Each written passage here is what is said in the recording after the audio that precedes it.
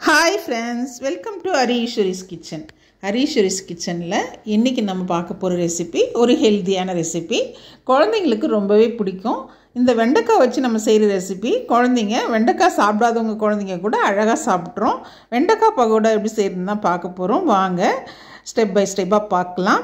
வெண்டைக்காய் வீட்டில் இருக்கிற கடலை மாவு அதெல்லாம் வச்சு நம்ம வீட்டில் இருக்க பொருளை வச்சு ஈஸியாக குழந்தைங்க ஸ்கூல் விட்டு வர்றதுக்குள்ளே சூப்பராக செஞ்சு முடிச்சிடலாம். வெண்டைக்காய் எடுத்து நல்லா கழுவிடுங்க. கழுவிட்டு இந்த மாதிரி ஒரு சின்ன கிளாத் வச்சு நல்லா துடைச்சிடுங்க. தண்ணியை துடைச்சிட்டு இந்த மாதிரி கட் பண்ணி வச்சுக்கோங்க. நான் கட் பண்ணி வச்சுருக்கேன் பாருங்கள். நான் கொஞ்சம் டிஃப்ரெண்ட்டாக கட் பண்ணி வச்சுருக்கேன். கொஞ்சம் ரவுண்டாக கட் பண்ணாமல் கொஞ்சம் நீளமாக கிராஸாக கட் பண்ணேன். ரொம்ப அழகாக இருக்கும் பார்க்குறதுக்கு. சாம்பார் கூட சம்டைம் நான் அந்த மாதிரி கட் பண்ணி போடுவேன். ரொம்ப பிடிக்கும் டிஃப்ரெண்ட்டாக காய் கட் பண்ணி போடுறதுக்கு எனக்கு. அதனால் நான் வந்து இந்த மாதிரி கட் பண்ணி வச்சுருக்கேன். இப்போது கட் பண்ணி வச்சுருக்கோம் இல்லையா, இந்த வெண்டைக்காயில் நம்ம என்னென்ன ஆட் பண்ணணும்னு சொல்லிடுறேன்.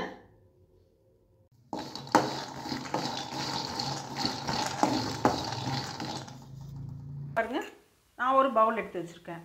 இந்த பவுலில் தான் நம்ம வந்து வெண்டைக்காய் பகோடா செய்கிறதுக்கு மிக்ஸ் பண்ண போகிறோம். இப்போ வந்து நான் ஒரு ஸ்பூன் வந்து மிளகாய்த்தூள் எடுத்து வச்சுருக்கேன், சேர்த்துக்கலாம். 150 கிராம் வந்து கடலை மாவு எடுத்து வச்சுருக்கேன். அதையும் வந்து இந்த மாதிரி ஜலிச்சுட்டு சேர்த்துக்கோங்க. ஒரு 150 கிராம் இருக்கும். பாருங்கள், மாவு ஜலிச்சாச்சு. ஒன்றுமே இல்லை, இருந்தாலும் நம்ம ஜலிச்சு போட்டுக்கிறது நல்லது இல்லையா, அதனால் வந்து நம்ம ஜலிச்சாச்சு. ஒரு 50 கிராம் அரிசி மாவு ஜலிச்சிக்கலாம். கூடவே இஞ்சி பூண்டு பேஸ்ட்டு, கலருக்காக காஷ்மீரி சில்லி, மட்டன் மசாலா இருந்தால் சேர்த்துக்கோங்க. அப்படி இல்லைனா கரம் மசாலா கூட சேர்த்துக்கலாம். கொஞ்சம் நல்லாயிருக்கும், அதுக்காக தான் நம்ம சேர்த்துருக்கோம். வறுத்து பொடி பண்ண வேர்க்கடலை 1-2 பொடிச்சுக்கோங்க.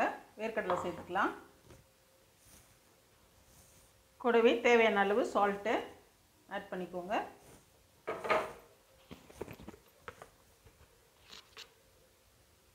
கூடவே கலருக்காக மஞ்சள் தூள், கொஞ்சமாக சீரகம், எல்லாத்தையுமே இந்த மாதிரி கலந்து விட்டுக்கலாம். இப்போது நம்ம எடுத்து வச்சுருக்க வெண்டைக்காய் ஆட் பண்ணிக்கலாம். கட் பண்ணி வச்சுருக்க வெண்டைக்காய் ஆட் பண்ணிக்கோங்க. தண்ணியெலாம் இப்போ எதுவும் சேர்க்க வேண்டாம்.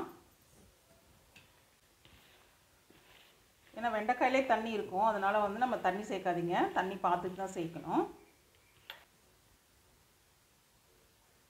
கூடவே முழு வேர்க்கடலை கொஞ்சம் எடுத்து வச்சுருக்கேன். 1-2 உடைச்சது இல்லாமல் பாதியாக இருக்க மாதிரி, மிக்சியில் அரைக்காமல்.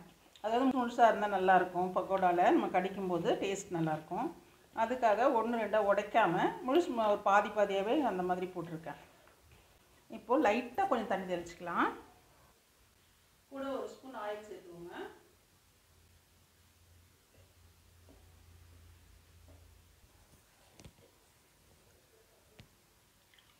பாருங்கள், தண்ணி வந்து ஒரு இந்த மாதிரி பெசர்ன மாதிரி இருக்கணும். தண்ணி நிறைய விட்டு பிசையக்கூடாது.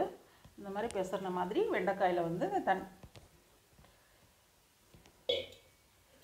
வெண்டைக்காயில் இந்த தண்ணி வந்து நல்லா எல்லா மசாலாவும் நல்லா ஒட்டி பிடிக்கிற மாதிரி இந்த மாதிரி நல்லா கலந்து விட்டுக்கோங்க. பாருங்கள், மிக்ஸ் பண்ணியாச்சு. நல்லா இந்த வெண்டைக்காயில் வந்து மசாலாலாம் எப்படி ஒட்டியிருக்கு பாருங்கள். நிறைய தண்ணி விட்டுட்டிங்க அப்படின்னா மசாலாலாம் வெண்டைக்காயில் ஒட்டாது. நம்ம பகோடா செய்யும்போது நம்மளுக்கு வெண்டைக்காய் தனியாக இருக்கும், மசாலா தனியாக இருக்கும். இந்த அளவுக்கு நல்லா பதமாக நீங்கள் வந்து மாவு வந்து ஒன்றோட ஒன்று கலந்த மாதிரி பக்குவமாக கலந்து வச்சுக்கோங்க. ஒரு 5 நிமிஷம் அப்படியே மசாலா அந்த உப்பு எல்லாமே அந்த வெண்டைக்காயில் ஊறணும். ஒரு 5 நிமிஷம் அப்படியே இருக்கட்டும். ஓகேங்களா? பாருங்கள், ஆயில் நல்லா வந்து கொதிச்சிட்டு இருக்கு. இப்போ வந்து லைட்டாக புகை வர ஆரம்பிச்சிருக்கு. ரொம்ப அதிகமாக கொதிக்க வேண்டாம், அப்புறம் போட்ட உடனே கரிஞ்சிடும். வேகணும் இல்லையா, அதனால் வந்து சிம்மில் வச்சுருக்கேன். இப்போ நம்ம வந்து கொஞ்சம் கொஞ்சமாக வந்து நம்ம ரெடி பண்ணி வச்சுருக்கோம் இல்லையா பகோடாவை, கையில் எடுத்து அப்படியே உதுத்து விட்டுடலாம். பார்த்து உதுத்து விடுங்க. அப்படி போடுங்க.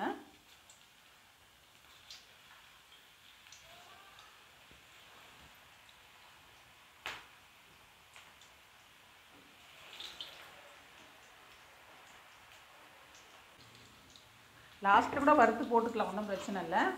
இருந்தாலும் நம்ம அப்படியே கூட போட்டு வறுத்துக்கலாம். கொஞ்ச நேரம் பொறுத்து கலந்து விடுங்க.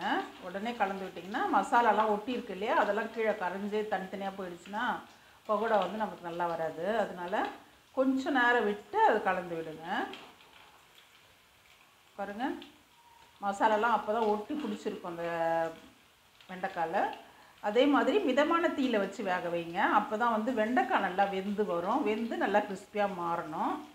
நம்ம ஹையில் வச்சிட்டோம்னு வச்சுக்கோங்க, மேலே வந்து வெந்துடும், கலர் மாறிடும், உள்ளே வெண்டைக்காய் வந்து வேகாது.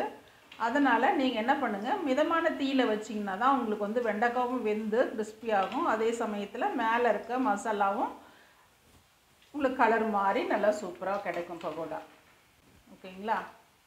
நான் வந்து கொஞ்சம் கொஞ்சமாக தான் போட்டு எடுக்கிறேன். மசாலா வந்து ஒட்டி பிடிச்சிட்டு இருக்கு இல்லையா, அதனால் கொஞ்சம் கொஞ்சமாக போட்டு தான் எடுத்துகிட்டு இருக்கேன். இல்லைன்னா எண்ணெயிலலாம் நிறைய மசாலா வந்துடும்.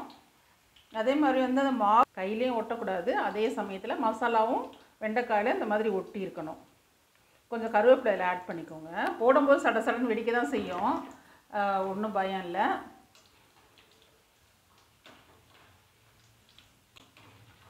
நான் சிம்மில் வச்சு தான் இப்போ வந்து நம்ம ஃப்ரை பண்ணிகிட்ருக்கோம். நீங்களும் சிம்மில் வச்சு கொஞ்சம் பொறுமையாக ஃப்ரை பண்ணுங்கள். ஓகேங்களா? உங்களுக்கு கலர்ஃபுல்லாக வேணும் அப்படின்னா நீங்கள் வந்து ஃபுட் கலர் கொஞ்சம் சேர்த்திங்கன்னா இன்னும் கலர்ஃபுல்லாக நல்லா கடையிலலாம் பார்க்குறோம் இல்லையா, அந்த மாதிரி இருக்கும். நம்ம வீட்டில் செய்து நம்ம குழந்தைங்களுக்கு கொடுக்குறோம். ஈவினிங் ஸ்நாக்ஸாக குழந்தைங்க ஸ்கூல் விட்டு வந்தாங்கன்னா அந்த டைமில் கூட நம்ம இதை செஞ்சு கொடுத்தோம்னா குழந்தைங்க கூட இந்த ஸ்நாக்ஸ் வந்து ஹெல்த்தியான ஸ்நாக்ஸு. படிக்கிற குழந்தைங்க வெண்டைக்காய் நிறைய சாப்பிட்ணும். வெரைட்டி ரைஸ் செஞ்சு கொடுக்குறீங்க அப்படின்னா இந்த மாதிரி ஒரு பக்கோடா மாதிரி செஞ்சு கொடுத்து அனுப்புங்க சைட் டிஷ்ஷாக. இல்லை ஈவினிங் ஸ்கூல் விட்டு வராங்க அப்படின்னா ஈவினிங் வந்து இந்த மாதிரி செஞ்சு கொடுத்துட்டு காஃபி போட்டு கொடுத்துட்டு இந்த மாதிரி ஒரு தட்டில் செஞ்சு நீங்கள் சுட சுட ரெடி பண்ணி வச்சிட்டிங்கன்னா அவங்க வர நேரத்துக்கு நீங்கள் கேஸ் ஆன் பண்ணிவிட்டு எண்ணெய் வச்சிட்டிங்கன்னா அந்த நேரத்தில் உங்களுக்கு செஞ்சு கொடுத்துடலாம். இந்த மாதிரி ப்ரிப்பேர் பண்ணி ஒரு 10 நிமிஷம் மூடி வச்சிட்டிங்கன்னா நல்லா ஊறிட்டு ரெடியாக இருக்கும். குழந்தைங்க வர நேரத்துக்கு நீங்கள் கேஸ் ஆன் பண்ணிவிட்டு ஆயில் ஹீட் பண்ணிவிட்டு நீங்கள் போட்டு பொரிச்சு கொடுத்தீங்கன்னா சுட சுட நீங்களும் சாப்பிட்லாம், குழந்தைங்களுக்கும் கொடுக்கலாம். ஈஸியாக நம்ம இன்றைக்கி வந்து வெண்டைக்காய் பக்கோடா பண்ணியிருக்கோம். உங்களுக்கு எல்லாருக்குமே பிடிச்சிருக்கோம் அப்படின்னு நினைக்கிறேன் இந்த ரெசிபி. இப்போ நம்ம எடுத்துடலாம். மசாலாலாம் வந்து நம்மளுக்கு கொட்டி பிடிச்சிருக்கிற மசாலாலாம் வெளியில் வந்துடும்.